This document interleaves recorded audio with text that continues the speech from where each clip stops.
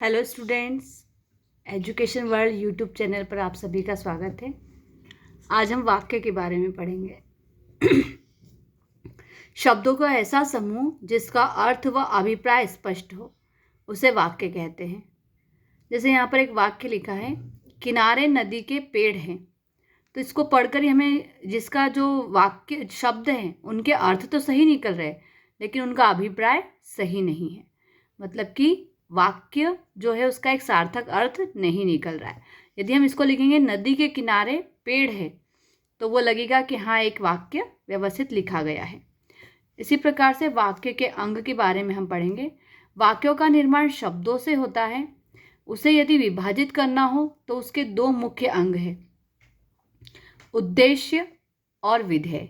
जैसे इंग्लिश में हम पढ़ते हैं सब्जेक्ट एंड प्रेडिकेट, उसी प्रकार से हिंदी में होता है उद्देश्य और विधेय। यहाँ लिखा है मोहन घर गया। तो यहाँ मोहन क्या हो गया, उद्देश्य, और विधेय क्या हो गया, घर गया। वाक्य के भेद। वाक्य के भेद होते हैं तीन प्रकार के, जिसमें वाच्य की दृष्टि से तीन प्रकार होते हैं, कर्तवाच्य, कर्मवाच्य और भाववाच्य।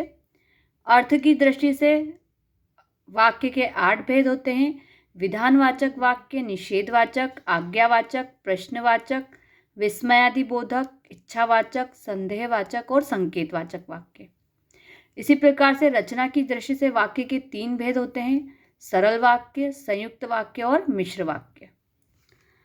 वाच्य की दृष्टि से हम वाक्यों को समझेंगे।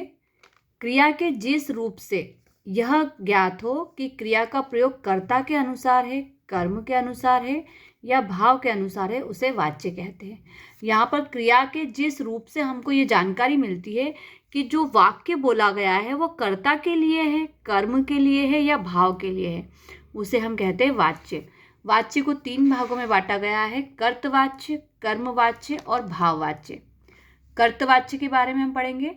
जिस वाक्य में वाच्य बिंदु कर्ता है उसे कर्तवाच्य कहते हैं। कर्ता है मतलब जो काम को कर रहा है। जैसे बच्चे खेल रहे हैं तो यहाँ पर कर्ता क्या है, बच्चे हैं।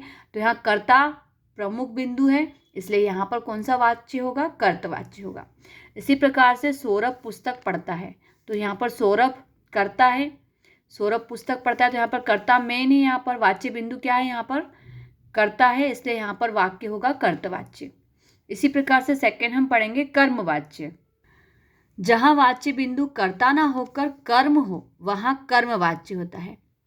इन वाक्यों में कर्ता का लोप हो जाता है। कर्ता का लोप हो जाता है यानी कि यहाँ पर कर्ता मेन नहीं होता, कर्ता हट जाता है यहाँ से, या उसके साथ से या के द्वारा का प्रयोग होता है। या तो कर्ता का लोप हो जाएगा, कर्ता हट जाएगा, या तो कर्ता के साथ में से या के द्वारा शब्द प्रयोग किए जाएंगे।